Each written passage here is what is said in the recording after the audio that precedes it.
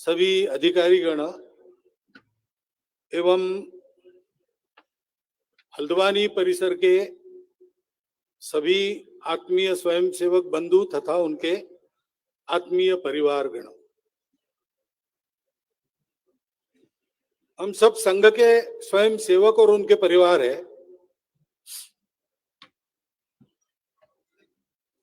तो हम ये जानते हैं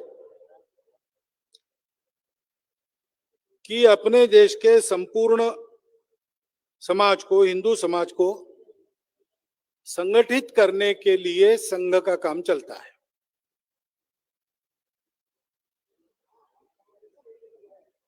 और हम ये भी देखते हैं कि संघ के कार्यक्रमों में सब पुरुष ही रहते हैं। अब संपूर्ण समाज को संगठित करना है तो भारतीय समाज में तो 50% तो महिलाएं हैं। तो केवल पुरुषों का संगठन पूरे समाज का नहीं हो सकता, परंतु केवल पुरुषों का दिखना ये केवल कार्यक्रमों की बात है। कार्य में तो पूरा परिवार रहता है, क्योंकि अपने देश में ये परंपरा है, किसी भी समाज में जन्म लेने के बाद जीवन का सामना करने की तैयारी करने के लिए समय लगता है। तो सभी व्यक्तियों के आयुष्य के पहले कुछ वर्ष तैयार होने में जाते हैं। जीवन जी लेने के बाद एक समय ऐसा आता है जब जीवन में जो कुछ भोगना है भोग लिया, जो कुछ दायित्व आते हैं उनका निर्वाह कर लिया, अब नई पीढ़ी आ गई, उनके हाथों में सौंप दिया और हम सलाह मशविरे के लिए उपलब्ध है, ऐसी एक अवस्था आती है।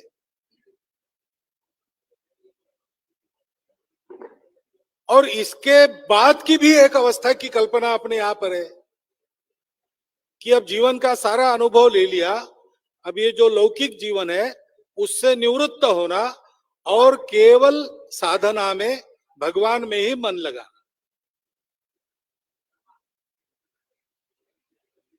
अब ये जो तीनों बातें हैं, तैयार होना, वो व्यक्ति से संबंधित है,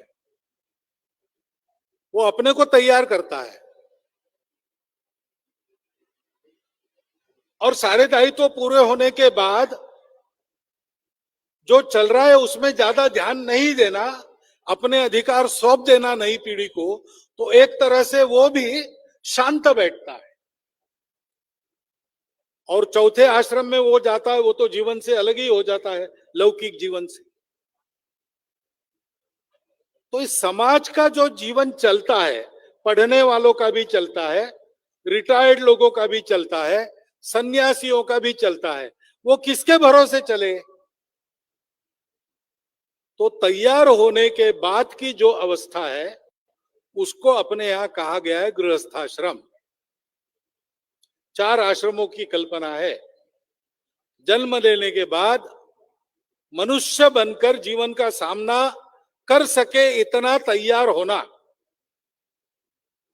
100 वर्ष के आयुष्य की कल्पना है तो 25 वर्ष इसमें जाते हैं, उसको कहते हैं ब्रह्मचर्य आश्रम। उस समय जीवन के सुखोपभोग वगैरह की ज्यादा इच्छा नहीं करना, व्रतस्थ जीवन तैयार होने के लिए। जैसे परीक्षा में पढ़ाई वगैरह करके पास होना है तो उतने समय तक जिसको पास होना है वो लगा रहता है पढ़ाई में, वो सिनेमा टीवी वगैरह देखता नहीं, सारा समय पढ़ाने। वैसे 25 साल हमको तैयार होना है तो सारा परिश्रम तैयार होने के लिए, विद्यार्जन करने के लिए, सामर्थ्य अर्जन करने के लिए, योग्य बनने के लिए, उससे भटकाने वाले सुखोपभोगों की इच्छा उस समय नहीं करना।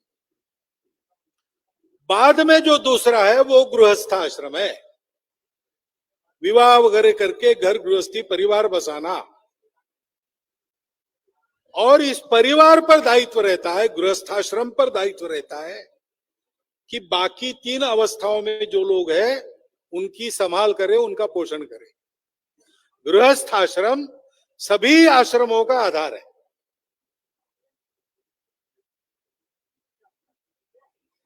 तो गृहस्थाश्रम यानी कुटुंब जीवन है। इस कुटुंब का बड़ा महत्व अपने यहां है। जैसा मैंने कहा, समाज का पूरा जीवन चलता है उस कुटुंब के आधार पर चलता है। कुटुंब में माता पिता पुत्र कन्या ये रहते हैं। माता पिता के माता पिता भी हो सकते हैं, और विवाह होने के बाद पुत्र कन्याओं के भी पुत्र कन्याएं हो सकती है। सारी दुनिया में ही है। अपने यहां उसको गृहस्थ आश्रम कहा गया है, लेकिन फैमिली के नाम से सारी दुनिया में जाना ही जाता है। लेकिन दृष्टिकोण का थोड़ा फर्क है। अपने यहां पर सब पढ़ने वाले, सब रिटायर्ड लोग और ईश्वर की साधना में अथवा समाज के कल्याण के लिए परिव्रज्या करने वाले लोगों में आने वाले सन्यासी, इनके पोषण का भार गृहस्थ वहन करता है। तो ये सब लोग अपने रिश्तेदार नहीं है, रिश्तों का संबंध नहीं है, लेकिन उनका दायित्व कुटुंब का है। पश्चिम में फैमिली का दायित्व फैमिली तक सीमित है, और एक अच्छी फैमिली होने के लिए नागरिकत्व के नियम पालन करके रहना, टैक्स वगैरह समय पर देना, ये सारी बातें, लोगों को उपद्रव न हो ऐसा रहना, इसको माना जाता है। वो भी अच्छा है, परंतु हम यहां रुकते नहीं, हम आगे जाते। हम ये कहते हैं कि आपको अपने कुटुंब की चिंता तो करनी ही है, लेकिन ये कुटुंब को हमने परिवार क्यों कहा? क्योंकि कुटुंब केवल कुटुंब के भरोसे नहीं चलता। पिताजी कमाते हैं, माताजी घर देखती है, अथवा दोनों कमाते हैं, दोनों मिलके घर देखते, कुछ भी सोचिए आप, लेकिन केवल इससे घर नहीं चलता। घर के लिए काम करने वाले लोग होते हैं। तो हेयर कटिंग करनी पड़ती है, तो कोई ना कोई नाऊ है जो वो काम करता है, वो हमारे कुटुंब का ही काम है, उसका काम नहीं है, वो हमारे लिए करता है, उसकी वृत्ति है वो। कपड़े अगर बाहर धोने के लिए जाते होंगे तो धुलाई करने वाला कोई लॉन्ड्री वाला है। घर में साफ सफाई खाना बनाना वगैरह के लिए भी कभी कभी कर्मचारी हम रखते हैं, वो अपना घर चलाते हैं। घर है, उसका आंगन है, तो उसमें एक आम का पेड़ है, अथवा तुलसी बिरवा है, अथवा नीम का पेड़ है, जो कुछ है वो हमारे नित्य साहचर्य के कारण, सन्निधि के कारण अपने प्रिय हो जाते हैं। उस पर कविताएं लिखी जाती है, उसकी कहानियां बनती है। घर की बिल्ली, घर का कुत्ता, घर में गाय, घर में तोता, ये अपने नित्य जीवन का अंग बनकर रहते हैं।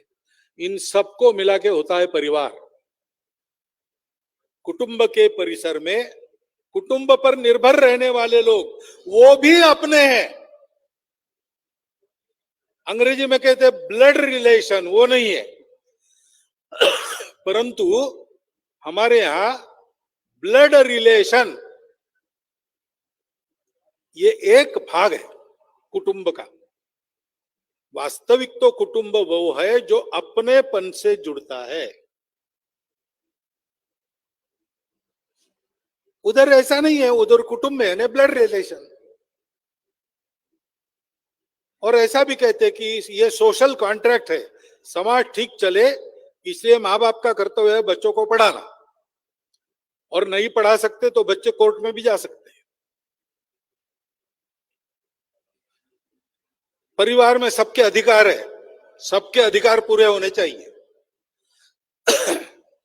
अधिकार नहीं होते पूरे तो परिवार को कोर्ट में खींचा जा सकता है। तो एक कानून आधार है, वो लिखित कानून हो संविधान तहत या परंपरा से आया हुआ कानून हो। और ये क्यों करना है? क्योंकि एक दूसरे पर हमारी निर्भरता है, इसलिए। और ऐसा हम निर्भरता को मानकर चलेंगे तो समाज ठीक चलेगा, ये तो सही बात है।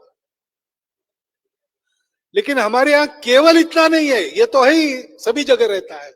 हमारे यहाँ कहा गया है कि हमारा अपनापन है, हमारा नाता है, हमारा संबंध है, हम जुड़े हैं। और इसलिए कानून हो ना हो, नियम हो ना हो, परिवार का कोई लिखित संविधान नहीं होता। संबंधों के आधार पर व्यवहार होते हैं। लोग अधिकारों की बात बाद में करते हैं, पहले कर्तव्य की बात होती है। एक दूसरे के प्रति अपने कर्तव्य को आत्मीयता पूर्वक, प्रामाणिकता से, निस्वार्थ बुद्धि से निभाना। छोटा भाई कहता है माता जी को कि वो बड़े भाई को ऐसा ऐसा दिया आपने, मुझे नहीं दिया। तो माता जी समझाती, वो बड़ा है ना, उसको बड़ा काम करना है, इसलिए उसको दिया है। तुम बड़े हो जाओ, तुमको भी मिलेगा। अधिकार की बात नहीं होती, योग्यता की बात होती है, दायित्व की बात होती है। और यहां तक नहीं होता, इस परिवार पर पूरे समाज की जिम्मेवारी है। ऐसा इसलिए है कि हमारी परंपरा में आज भी, आज तो वो बड़े बड़े कुटुंब रहे नहीं, धीरे धीरे न्यूक्लियर फैमिली की ओर ही हम बढ़ रहे। जैसे एक न्यूक्लियस में प्रोटॉन और न्यूट्रॉन और उसके चारों ओर इलेक्ट्रॉन रहते, उससे पदार्थ अपने आप बन जाते आगे चल के। वैसे माता पिता पुत्र कन्या है तो बाकी समाज बनते जाएगा अपने आप, तो न्यूक्लियर फैमिली कहते हैं। ऐसा होने के बाद भी हमारे यहाँ ये जो परिवार है या कुटुंब है, वो हमारी सामाजिक इकाई है।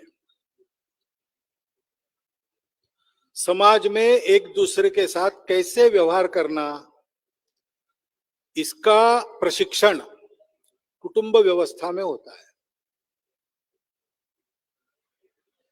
छोटा बच्चा जन्म लेता है तब उसको संबंध मालूम नहीं रहते, उसको केवल भूख लगती है तो रोता है, दुखता है तो रोता है।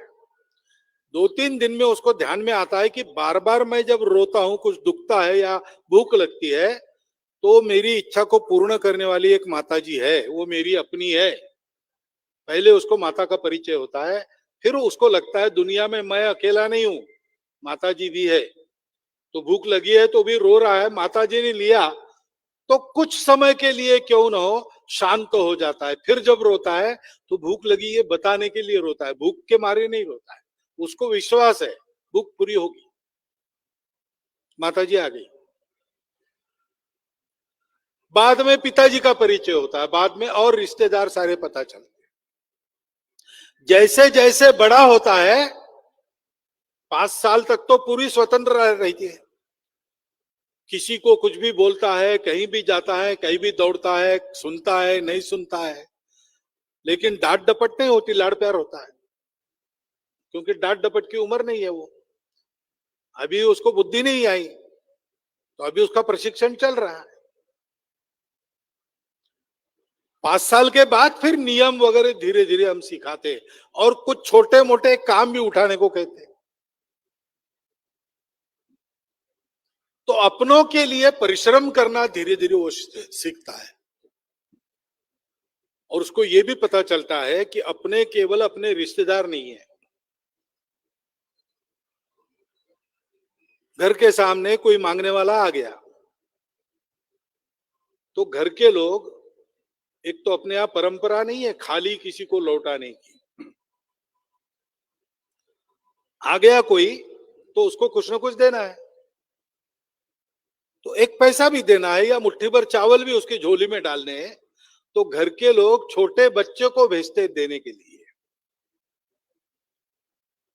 ये कहीं कोई लिखा नहीं है, किसी ग्रंथ में इसका उल्लेख नहीं है, स्मृति ग्रंथों में इसके कानून नहीं है, किसी धर्म ग्रंथ में ये उपदेश नहीं है, लेकिन संपूर्ण देश में उत्तर दक्षिण पूर्व पश्चिम भारत के अंदर ये सब मिलता है।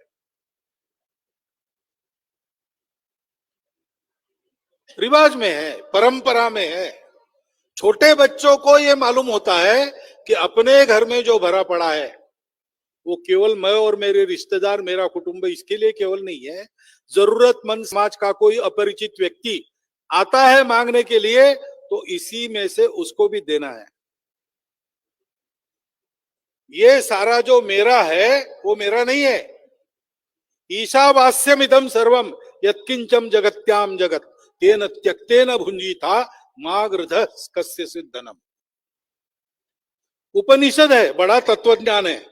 इसको समझने के लिए लोग पीएचडी वगैरह करते हैं और लोगों को पढ़ाते हैं, लेकिन हमारे यहाँ सहज व्यवहार में कैसे उतारा है। वो बच्चा देखता है कि अपने घर का माल हम दूसरों को दे रहे हैं। मैं घर में ठीक ठाक रहूं इसलिए पिताजी फटी बनियान पहन के रहते हैं, नई बनियान खरीदते नहीं, क्योंकि आने वाली दीपावली में मेरा नया कुर्ता सिलाया जा सके। ये वो अनुभव करता है और उसको तेन त्यक्तेन भुंजी था यानी क्या, इसका अर्थ ध्यान में आता है।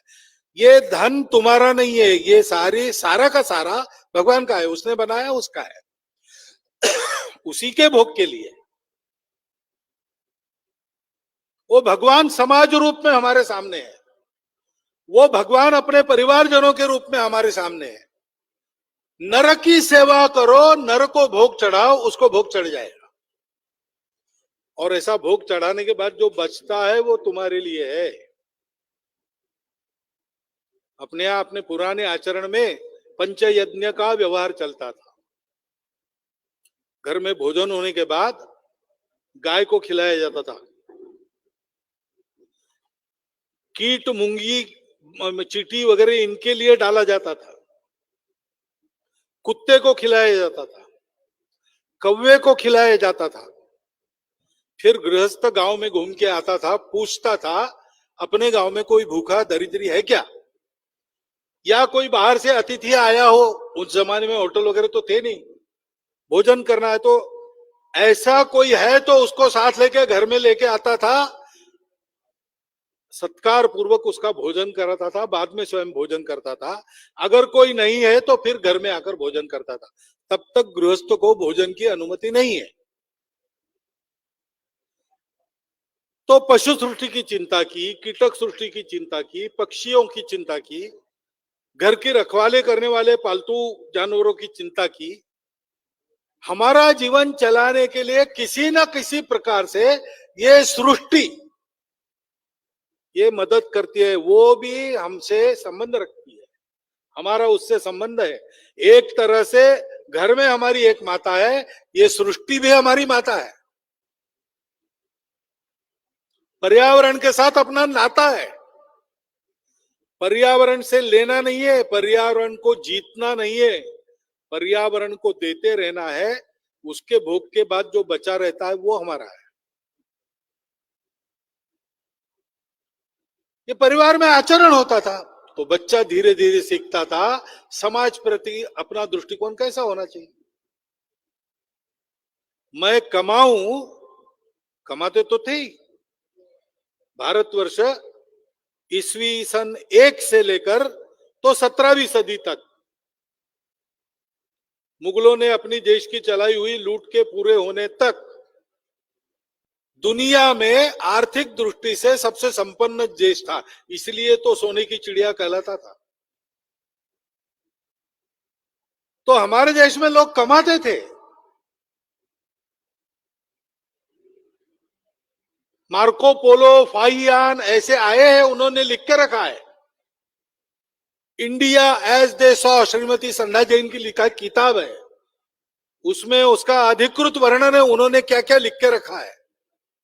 वो लिखते हैं कि यहाँ दरिद्रता है ही नहीं, कोई दरिद्री है नहीं, कोई भिखारी नहीं है, कोई चोर भी नहीं है, चोरी की जरूरत नहीं पड़ती। लोग घर खुला रख के यात्रा में चले जाते हैं, घर की कोई वस्तु गायब होती नहीं, जरूरत ही नहीं है, इतनी समृद्धि है। हर व्यक्ति कमाता था, लेकिन प्रतिष्ठा कमाने की नहीं थी, प्रतिष्ठा बांटने की थी।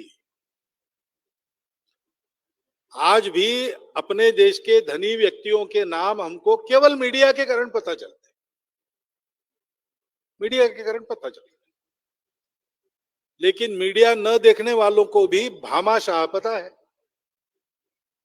उसने अपनी संपत्ति को देश की स्वतंत्रता के लिए दान कर दिया, दान नहीं किया, अर्पण कर दिया, उसका अहंकार भी नहीं रखा। हमारे यहां ऐसे देने वाले धनपतियों की चर्चा होती है, केवल कमाने वालों की नहीं होती। अपने परिवार में अपने बड़ों का आचरण देखकर, अपने घर के रीति रिवाजों को देखकर ये सामाजिकता वो सीखता है। हमको बड़े समूह के साथ रहना है, हमको पूरी मानवता के साथ रहना है, हम अलग नहीं है, हम भी उसके एक अंग है। प्रकृति भी हमसे अलग नहीं, हम उसके मालिक नहीं है, हम उसके अंग है।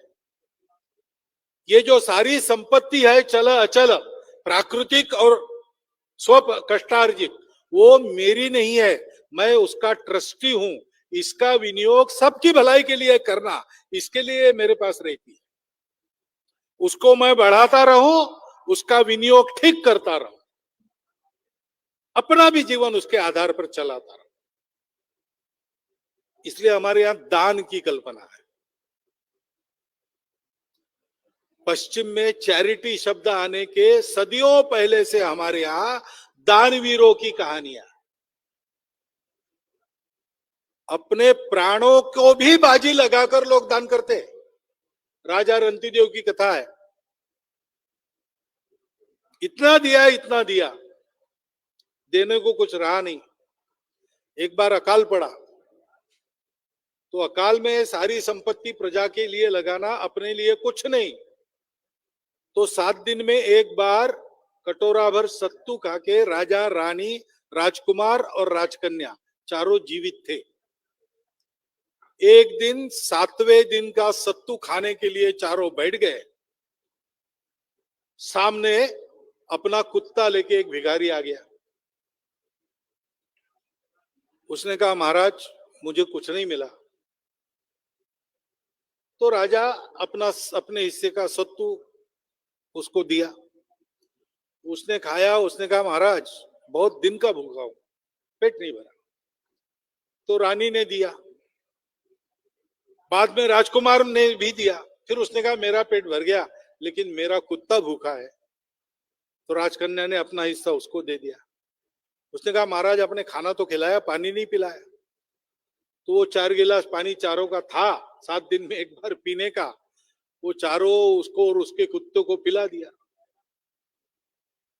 फिर भी वो खड़ा ही है, देख के राजा के आंखों में आंसू आए। तो कहता है कि महाराज क्षमा करना, मुझे बहुत भूख लगी थी, इसलिए मैंने सारा ले लिया। आपको दुख देने की मेरी इच्छा नहीं थी, आपको दुखी करके अब मैं क्या करूं, कैसे आप।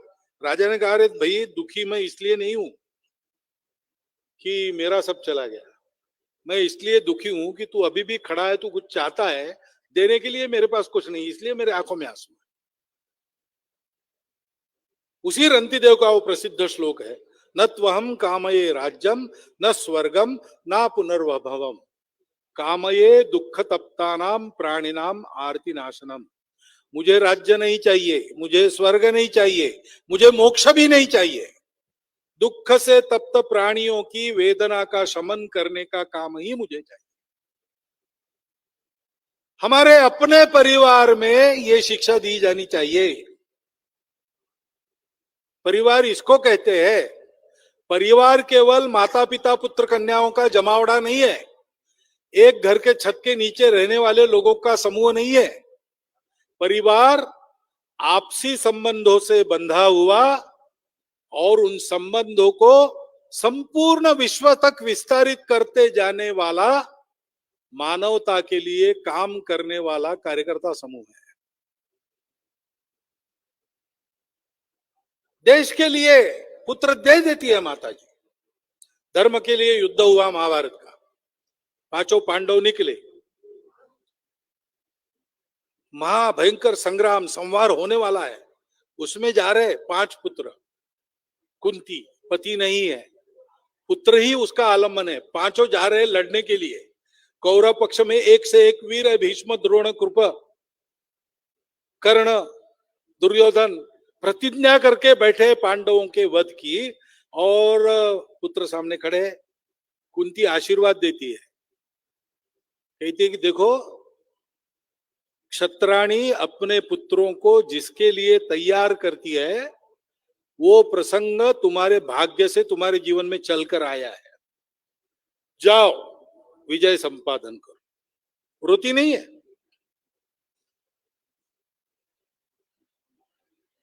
तानाजी का लड़का, उसका विवाह था, विवाह निमंत्रण देने गया छत्रपति शिवाजी महाराज के पास। वो विचार कर रहे थे कोंडाना किला जीतने के लिए तानाजी को भेजेंगे, उतने में वो उपस्थित हो गया। उसके ससुर शेलार मामा वो भी थे साथ में। उसने लग्न पत्रिका थमा दी, तो शिवाजी महाराज ने पढ़ी और कहा, अरे गड़बड़ हो गया। क्या गड़बड़ हो गया महाराज? नहीं कोई बात नहीं, तुम विवाह का निमंत्रण देना, हमारा आशीर्वाद है, हम आ नहीं पाएंगे कौंडाना किला। अरे महाराज हम हैं, आप क्यों जाएंगे? नहीं, नाम तो तुम्हारा ही सोच रहे थे, लेकिन अब तुम्हारे पुत्र का विवाह है, वो करो।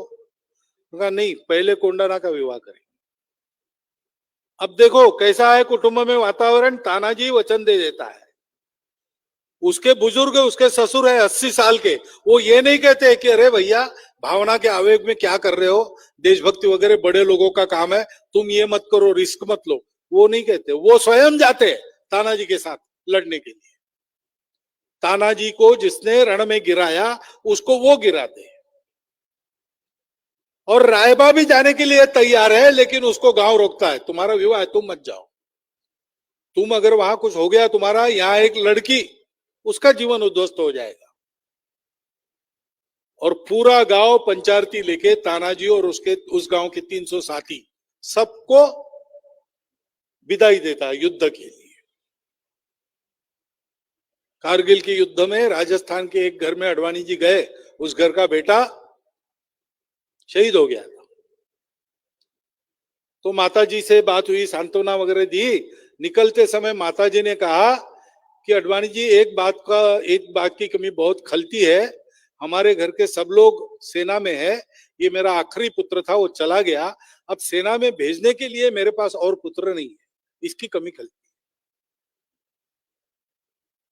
हमारा कुटुंब ये केवल आपस के स्वार्थों से बंधा नहीं है, वो संबंधों से बंधा है, और उसके संबंध मर्यादित नहीं रहते। ये संबंधों का मंडल विस्तारित होते होते राष्ट्रभक्त परिवार बनता है, मानवता का पुजारी परिवार बनता है, संपूर्ण विश्व को अपना मानकर चलने वाला, चलाने वाला परिवार बनता है। ये सारा विकास, इसको हम सामाजिकता का विकास कहते हैं। सामाजिकता का कहते हैं, समाज तक मर्यादित नहीं रहती। यह विश्व ही मेरा घर है, ऐसी जिसकी मति स्थिर हो जाती है, विश्व के चराचर वस्तुओं में जो खुद को देखता है और खुद में उन वस्तुओं को देखता है, चल अचल, जीवित निर्जीव सबको, ऐसा व्यक्ति हमारे कुटुंब के संस्कारों से तैयार होने की प्रक्रिया चल पड़ती है। ये जहां होता है वो हमारा कुटुंब है, और ये कुटुंब हमारे समाज का आर्थिक घटक भी है। हमारी परंपरा में, हमारी अपनी आर्थिक व्यवस्था में, दृष्टि में परिवार, कुटुंब आर्थिक व्यवसाय चलाते, कुटुंबों के समूह कुल बन जाते हैं। कुटुंबों के आपस में संबंध होते हैं तो उनका एक कुल बन जाता,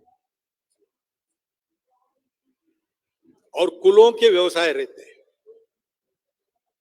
ये व्यवसाय, उसकी सुरक्षा कुल कर लेता है, एक व्यक्ति नहीं चला रहा है, एक मालिक नहीं है, संभालने वाले अनेक है, क्योंकि कुल के सब लोगों के, सब कुटुंबों के व्यवसाय पूरे कुल के व्यवसाय है। तो कहीं किसी को कमी हो गई, पूरा कुल उसकी मदद करता है। एक तरह से सब उद्योगों के लिए ये इंश्योरेंस हो जाता है। अभी अभी आधुनिक जगत में ऐसा हुआ। तिरुप्पुर नाम का स्थान है दक्षिण भारत में। हाथ करघे पर उत्तम कपड़ा बुनने वाले बुनकर हजारों की संख्या में वहां थे। उसकी साड़ियां वगैरह उसका व्यापार करने वाले वैश्य समाज के कुछ धनवान लोग भी वहां थे। वर्ल्ड कंपटीशन शुरू हो गई। अब दुनिया के आगे क्या टिकेगा हाथ करके वाला। पावरलूम लाए वगैरह सब करके देखा। फिर क्या हुआ, वहां के सारे जो धनिक लोग थे, 2-3 बैंकें थी, ये सब इकट्ठा है। उन्होंने कहा कि हमारे यहाँ इनके व्यवसाय चलेंगे तो लोगों का आना जाना रौनक रहेगी, हमारा भी व्यापार चलेगा। हमारा केवल कपड़ों का व्यापार नहीं है, परचून की दुकान भी लोग है तब चलती है। आबादी बनी रहनी चाहिए, बढ़ती रहनी चाहिए, तो इनका व्यवसाय चलना चाहिए। इसलिए उन्होंने उनको बताया कि आप कर्जा लेके अपना अपना व्यवसाय बड़ा करो, तकनीकी लाओ, सब कुछ करो। तो उन्होंने तय किया हम अपने व्यवसाय में एक्सलेंस लाएंगे, और इन्होंने तय किया कि इनको हम मदद करेंगे। कब आप वापस करोगे वगैरह ज्यादा हम रिस्ट्रिक्शंस नहीं रखेंगे। उन्होंने विचार किया कि हमको पैसा लगेगा, पैसा देने वाले ये है, पैसा लेके ऐसा वापस करेंगे कि इनको पैसा देना बंद नहीं करना पड़ेगा। और आज तिरुप्पुर का टेक्सटाइल व्यवसाय सारी दुनिया को यशस्वी टक्कर दे रहा है। इस आत्मीयता के संबंधों का परिणाम यह है कि वहां नौकरी करने के लिए व्यक्ति जाता है। 40 देशों के लोग जाते हैं, अपने देश के सब प्रांतों के लोग जाते हैं, नौकरी करने के लिए जाता है, मालिक बन के लौटता है। और समाज का बल इतना बढ़ा है कि अगर वहां की महानगर पालिका या सरकार कुछ जनहित के काम नहीं कर पाती तो उसकी राह देखे बिना ये लोग कहते हैं कि आप नहीं कर सकते, आप केवल परमिशन दो, रोड बना डालते, ब्रिज बना डालते, समाज अपने भरोसे कर लेता है। ऐसा ही कुछ चित्र आज सूरत शहर में भी देखने को मिलता है, और भी जगह होंगी, क्योंकि ये परिवार भावना हमारे इकोनॉमिक यूनिट का आधार है। कुटुंब हमारा इकोनॉमिक यूनिट है। कुटुंब हमारे संस्कार की पाठशाला है। वहां जो आत्मीयता का संबंध बनता है, उसके कारण आयु के 3 साल तक छोटे बच्चे की प्रवृत्ति बनती है, शिक्षा शास्त्र कहता है।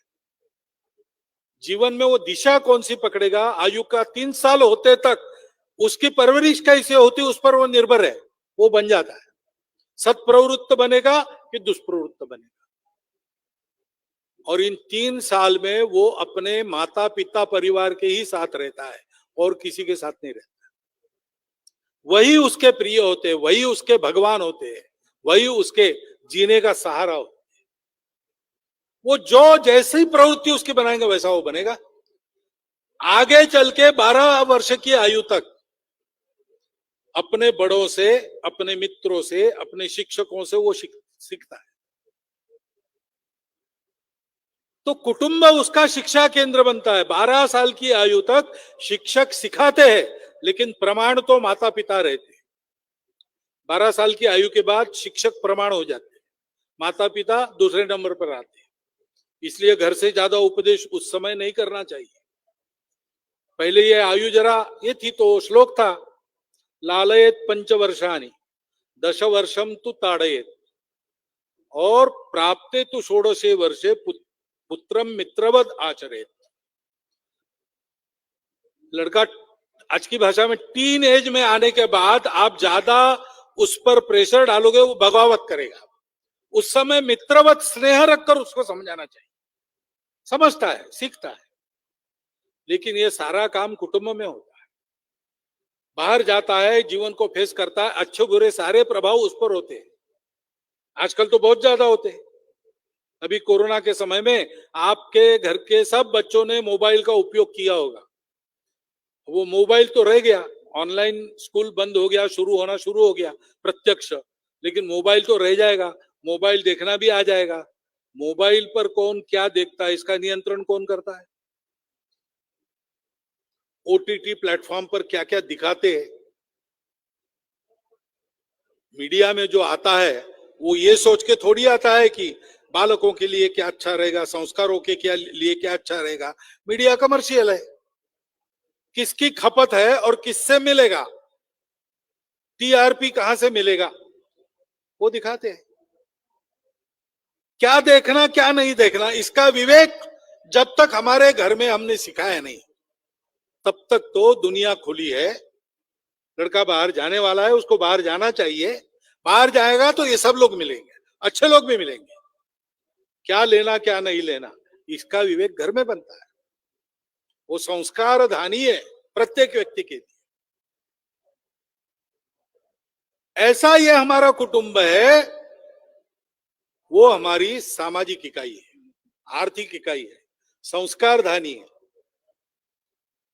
और अपने जीवन से दुनिया को जीवन की रीति सिखाने वाला वो हमारा समाज का घटक है। कैसे जीना चाहिए, रामायण सारी दुनिया में लोग पढ़ते हैं, प्रेरित होते हैं। महाभारत सारी दुनिया में लोग पढ़ते, प्रेरित होते। क्या है, इतिहास तो है ही अपना। लेकिन जो नहीं भी मानते उनके लिए कुटुंबों की कहानी तो है ही, उसमें कुटुंबों की ही कहानी है। रामायण में प्रत्येक कुटुंब के घटक का आदर्श व्यवहार कैसे होना चाहिए, इसका चित्र है। सारी दुनिया में उसकी मान्यता है। महाभारत में कलह क्यों होता है, कलह कैसे टालना चाहिए, कलह टालने के लिए समय पर निर्णय कैसे करना चाहिए, नहीं किया तो कितने भीषण परिणाम होते, और कितनी भी भीषण परिस्थिति हो अपने कर्तव्य और धर्म को कैसे नहीं छोड़ना चाहिए। न जातु कामान न भयान न लोभात धर्मम त्यजेत जीवितस्यापि हेतु, प्राण जाए तो भी अपने धर्म को नहीं छोड़ना। कुटुंबों में ये सब कैसे करना, इसकी शिक्षा महाभारत से मिली।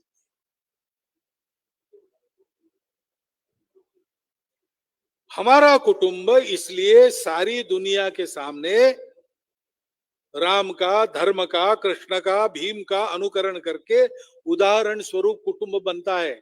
आज के तारीख में भारतीय कुटुंबों का अध्ययन पाश्चिमात्य देश कर रहे।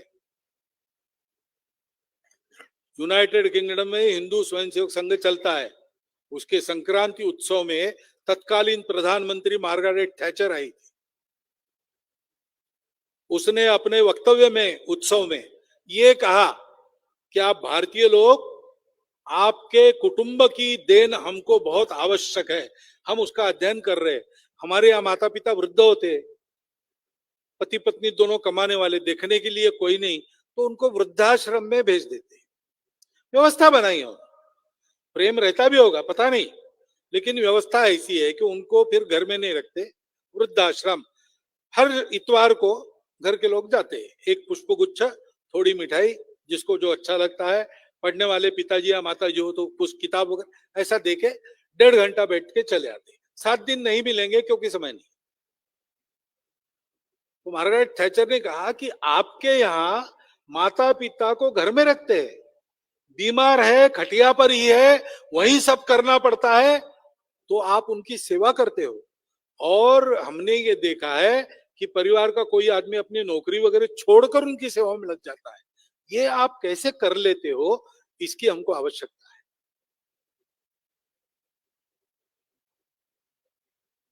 ये हमारा कुटुंब है, ये भारतीय कुटुंब है, उसका एक कर्तव्य अपने आप को ठीक चलाना है, और ऐसे अनेक कर्तव्यों को पार करते करते एक अंतिम कर्तव्य ये है उसका कि संपूर्ण दुनिया के सामने कुटुंब कैसा होना चाहिए, इसका उदाहरण प्रस्तुत करना। और ये करने के लिए क्या करना चाहिए, इसका सारा ज्ञान अपनी हजारों वर्षों की प्राचीन परंपरा में से हम तक अक्षुण्ण चलता है। सब प्रकार की परिस्थितियों में हमारे लोगों ने वेद काल के समय से अपने कुटुंब को चलाकर दिखाया है, अभी अभी तक, आज भी। और इसलिए हमको विचार करना चाहिए। आज हम लोग जानते हैं परिस्थिति बड़ी कठिन है, लोगों को अच्छा रहना कठिन होते जा रहा है, इतने विपरीत प्रभाव और परिस्थिति में है। चाहे अनचाहे, जाने अनजाने क्यों न हो, लेकिन है। बिगाड़ने के लिए भी प्रयास चलता है। आप जानते हैं ये कपोलकल्पित कथाएं नहीं है। अनेक वर्षों तक, अनेक शतक यानी सदियों तक या अनेक दशकों तक गुलाम बनाए रखने के लिए चाइना में पाश्चिमात्य देशों ने अफीम भेजा, चाइना की युवा पीढ़ी को ड्रग्स वाली बना दिया और उसके पंगुत्व के भरोसे चाइना पर राज किया। हमारे यहां आज यही प्रयोग चलता है। भारत में जो ड्रग्स आते हैं उसके पीछे कौन है, इसको देखेंगे जरा। पकड़े गए उनकी जानकारी क्या मिली, मीडिया में पढ़ेंगे जरा तो आपको पता चलेगा ये कहां से आता है और क्यों आता है, और उससे जो लाभ होता है उसका पैसा कहां जाता है। लेकिन है वो प्रभाव परिस्थिति में। समाज के वातावरण में अच्छी बातें सीखे, ऐसी बातें कम रह गई है। गाली गलौज सीख सकता है, छोटे छोटे मतों में जो भेद होता है उसको चौड़ा करके अलगाव फैलाने वाली गतिविधियां वो बहुत मिलती है, जोड़ने वाले कम मिलते हैं। आचरण के मर्यादा के बगैर जीवन ठीक होता नहीं, उसको अनुशासन चाहिए। लोहे के कण जब अनुशासन की रचना में आ जाते तब उसमें चुंबकीय शक्ति आ जाती है। निर्जीव से लेकर सजीव तक यह सत्य सनातन सत्य है, लेकिन आचरण की स्वैरता का पुरस्कार करने वाला व्यापार सर्वत्र चलता है और विचार के अभिव्यक्ति के स्वातंत्र्य के नाम पर उस स्वैरता का समर्थन भी होता है। ऐसी स्थिति में हम अपने आप को ठीक कैसे रखें? तो एक शस्त्र है जो हमारे हाथ में है।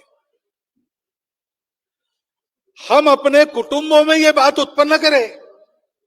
हमारा कुटुंब भारतीय परंपरा के अनुसार अच्छा कुटुंब हो, वो अपने परिवार की चिंता करने वाला कुटुंब हो, वो अपने समाज की, मानवता की और जब प्रसंग आएगा विश्व की चिंता करने वाला राष्ट्र समर्पित कुटुंब हो। क्योंकि भारत राष्ट्र से समर्पित हो जाना इसका मतलब है विश्व की एकात्मता और शांति को समर्पित हो जाना। भारत उसी के लिए है, धर्म देता है सारी दुनिया को। इस कुटुंब में उस धर्म का आचरण प्रत्येक व्यक्ति करे। धर्म यानी पूजा पाती नहीं, केवल पूजा पाती उसका एक अंग है। धर्म में अनेक पूजाएं हो सकती है और धर्म में परस्पर विरोधी पूजाएं भी हो सकती है, और धर्म वही होता है जो सब पूजाओं को अपने में समा लेता है। धर्म तो होता है सबको जोड़ने वाला, सबको ऊपर उठाने वाला, उन्नत करने वाला और सबको बिखरने न देने वाला। इसको कहते धारणा। व्याख्या उसकी अपने आई है, धारणा धर्म इत्याहु। धर्म के लिए बाहर की भाषाओं में शब्द नहीं है। अंग्रेजी में रिलीजन जो कहते हैं वो पूजा है, संप्रदाय है। उस रिलीजन को हम धर्म करते हैं, हमको अपनी भाषा हम भूल गए। तो क्या करना? इसलिए अपने परिवार में इसकी व्यवस्था करनी चाहिए। पहली बात, भाषा, भूषा, भजन, भवन, भ्रमण, भोजन, ये 6 काम, भाषा, भूषा, भवन, भ्रमण, भजन, भोजन, अपने परिवार में अपना होना चाहिए। बाहर आप क्या करते हैं? बाहर बोलना पड़ता है, विदेशी भाषा बोलनी पड़ती है, विदेशी वेश भी पहनना पड़ सकता है। घर की चौखट के अंदर अपनी मातृभाषा ही बोली जाएगी। घर की चौखट के अंदर कम से कम देश में हम सबसे बात कर सके इसलिए व्यवहार भाषा सीखी जाएगी। आज हिंदी है, हिंदी भाषिकों के घर में कोई एक अन्य प्रांत की भाषा भी सीखने का चलन बढ़े। ये स्वभाषा की भक्ति अपने यहां होनी चाहिए, स्वभूषा होनी चाहिए। अब भूषा देश काल परत्वे बदलती है। रामायण काल में कुछ भूषा थी, आज उसको पहन के रहो ऐसा मेरा कहना नहीं है, लेकिन पर्व त्योहार में कम से कम अपने घर के लोग अपनी परंपरागत वेशभूषा में रहे। वहां क्यों आपको कोट बूट टाई चाहिए? अपना गर्मी का देश है, उसके लिए वो वेश नहीं है। मणिपुर में जाइए, मणिपुर में शादी ब्याह के प्रसंग पर जितने लोग जाते, छोटे और बड़े, वो कोई कानून नहीं है, लेकिन वो सब के सब मणिपुरी वेश पहनकर ही जाते हैं। धोती, लंबा कुर्ता, वो एक विशेष प्रकार का सफेद फेटा होता है, गमछा होता है, सब लोग वैसे ही मिलेंगे आप। ये परंपरा है। हमारे अपने घर में स्वभूषा का मान चाहिए, स्वभूषा का ज्ञान चाहिए। धोती पहनने वाले हम लोग हैं, मुझे धोती पहनने नहीं आती, ये गल, मैं पहनता नहीं हूं हर बार, ठीक है, पर्व त्योहारों पर पहननी चाहिए, और पहनने के लिए मुझे पहनना आना चाहिए। स्व पर आग्रह रखते हैं ना, तो स्वाभिमान आता है, तो स्व का गौरव आता है, और स्व का गौरव आता है तो अपनी अच्छी बातों को पक्का रखने का बल प्राप्त हो। भजन, अपना भजन गाना। अपने घर में उपासना है परंपरा से, एक भगवान की होगी, अनेक भगवानों की होगी, जो अपनी परंपरागत उपासना है उसको क्यों छोड़ना? समझाना वो उपासना कैसी है, ये भजन कैसा है, इसके अर्थ क्या है, क्यों ऐसा करना। कैसे मतांतरण हो जाता है, अपने घर के लड़के लड़कियां दूसरे मतों में कैसे चली जाती है, छोटे छोटे स्वार्थों के कारण, विवाह करने के लिए। करने वाले गलत है वो बात अलग है, लेकिन हमारे बच्चे हम नहीं तैयार करते। हमको इसका संस्कार अपने घर में देना पड़ेगा। अपने स्व के प्रति गौरव, अपने धर्म के, अपने पूजा के प्रति आदर, अपनी साधना का मर्म समझना, उसके लिए प्रश्न आएंगे तो उत्तर दे सकना, कंफ्यूज नहीं होना, इतना तो तैयार करना चाहिए अपने बच्चों को। और उसको तैयार करने के लिए अपने को तो सीखना पड़ेगा। भोजन अपना परंपरागत भोजन अपने यहाँ होना चाहिए। हाँ, कभी कभी पिज्जा ला लिया, कभी कभी बाहर जाके पाव भाजी खा ली, चल सकता है, लेकिन नियम नहीं बनाना इतवार के दिन होटल में ही खाएंगे। क्यों खाएंगे भाई? कोरोना ने आपको कुछ नहीं सिखाया? तब तो बाहर का सब मना कर रहे थे, दूर जाना है तो भी बांध के ले जाते थे। ये जिह्वा की रुचि के आकर्षण के मारे अपने स्वास्थ्य को क्यों बिगाड़ना? 800 प्रकार का भारतीय भोजन है कम से कम, मैं एकदम गिनती करके नहीं बोल रहा हूं, लेकिन 800 से नीचे नहीं है ये मुझे मालूम। एक से एक रुचिकर और एक से एक न्यूट्रिशनली साउंड, आहार शास्त्र के अनुसार उत्तम ऐसे पदार्थों के प्रकार अपने यहाँ। एक आपके उत्तराखंड में 4-5 प्रकार है भोजन बनाने के, पौष्टिक पदार्थ है, ऐसा स्वादिष्ट भी है, उसकी आदत लगानी चाहिए, अपने घर में उसका आग्रह रखना चाहिए। कभी कभी कुछ कर लिया, अब थोड़ा सा थाय बना लेते हैं, बना लो एक आध बार, कोई बात नहीं, द्वेष नहीं है अन्य लोगों का, लेकिन अपने आबो हवा के और स्वास्थ्य के लिए अनुकूल तो अपना वही तरीका है, वो हजारों वर्षों के अपने जीवन से सिद्ध हुआ तरीका है। उसका आपको सर्वे नहीं मिलेगा, डॉक्यूमेंट नहीं मिलेगा, लेकिन हजारों वर्षों से चल रहा है, और उसके भरोसे हमारे यहाँ 100-100 साल जीने वाले वृद्ध आज भी मिलते हैं।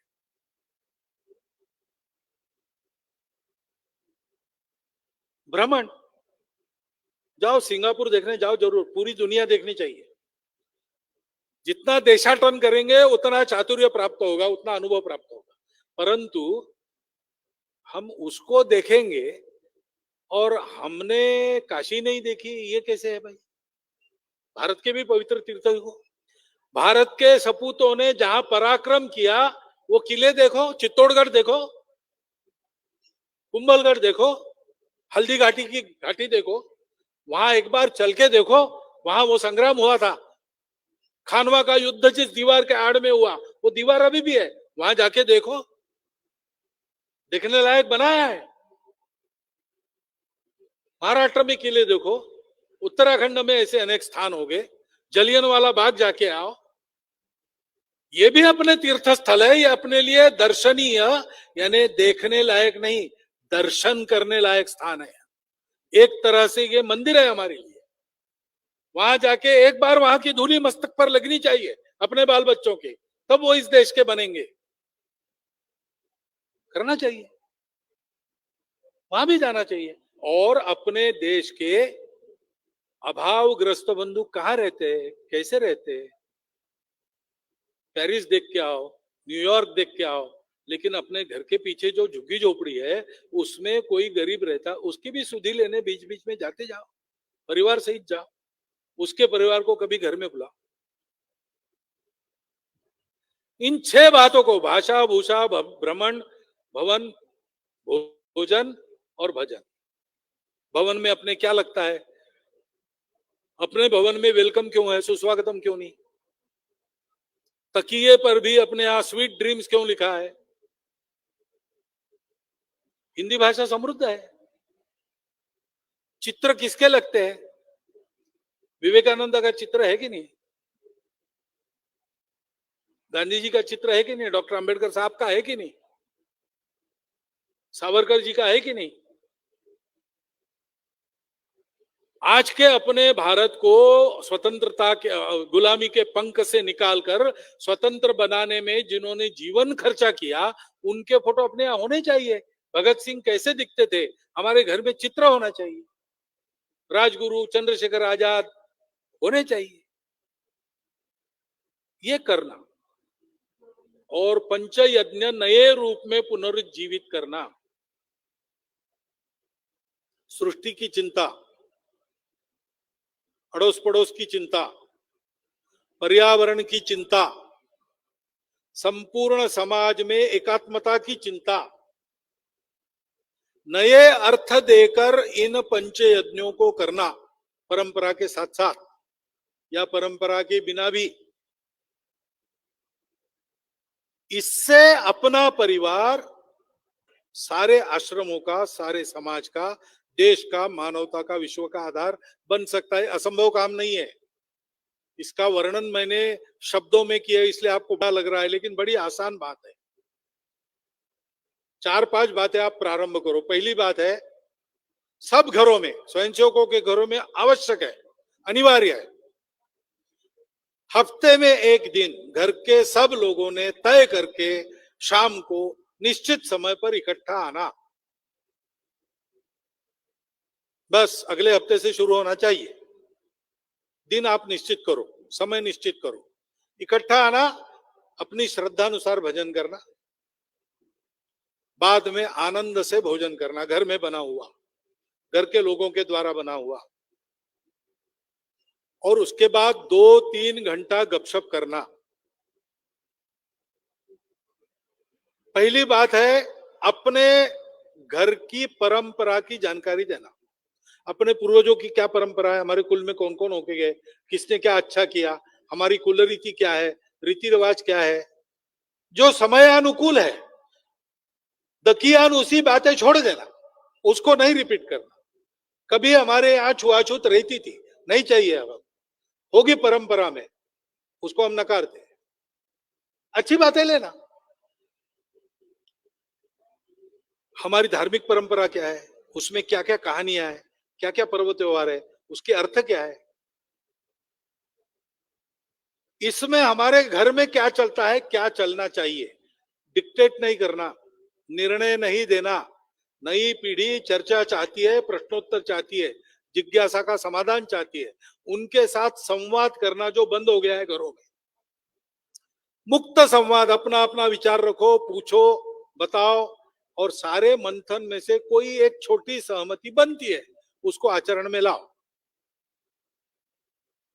और दूसरा विषय है, हम में से प्रत्येक व्यक्ति स्वयं के लिए रोज अपना समय खर्चा करता है, पैसा भी खर्चा करता है।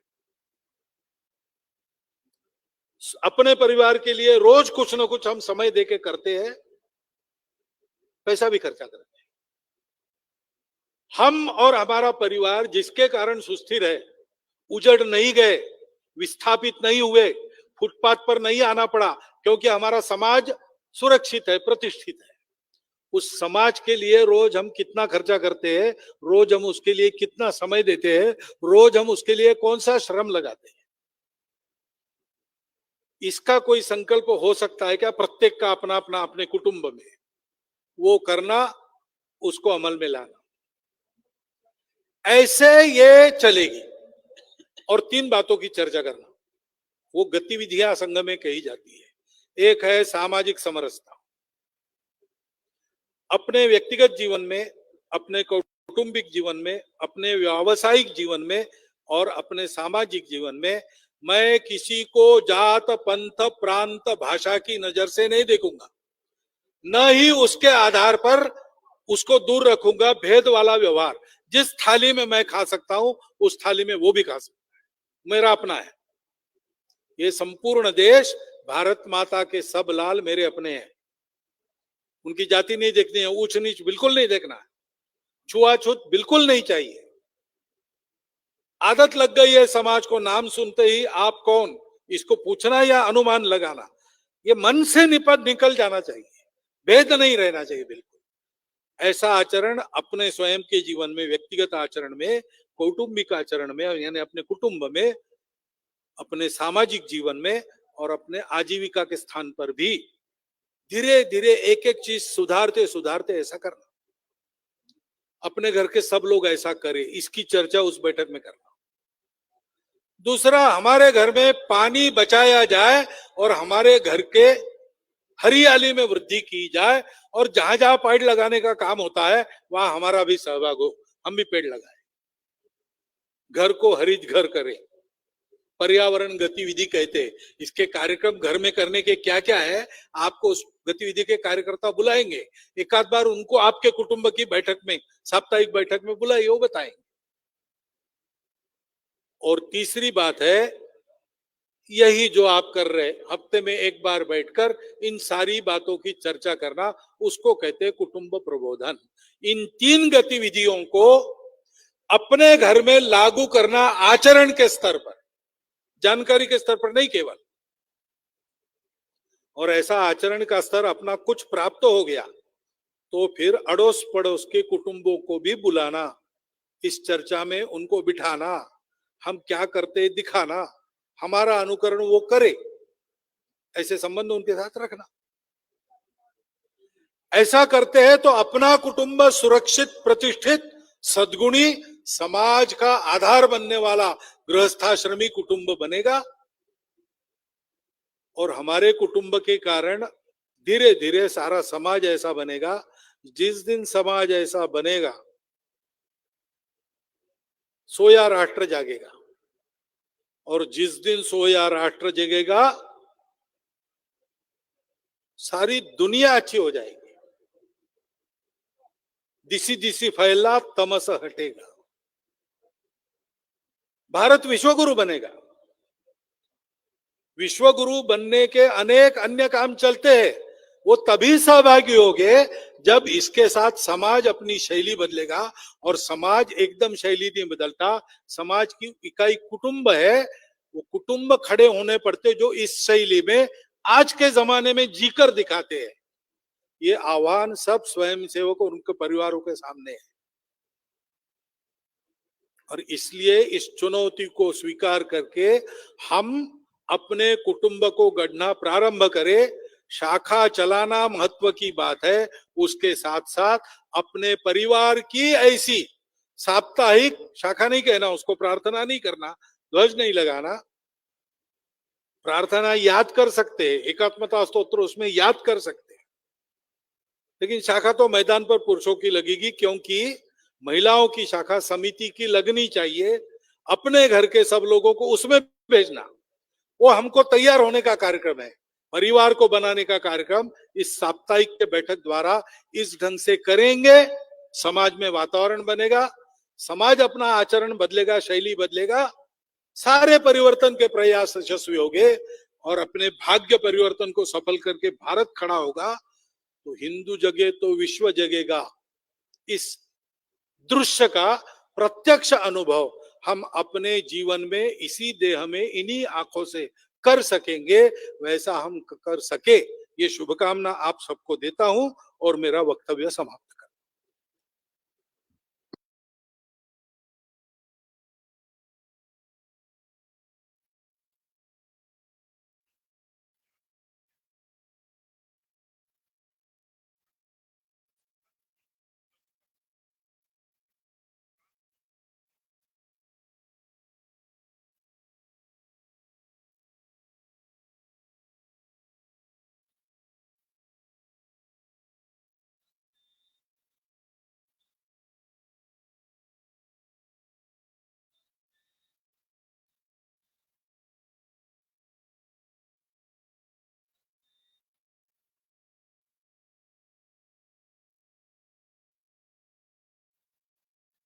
भाग भवेत्।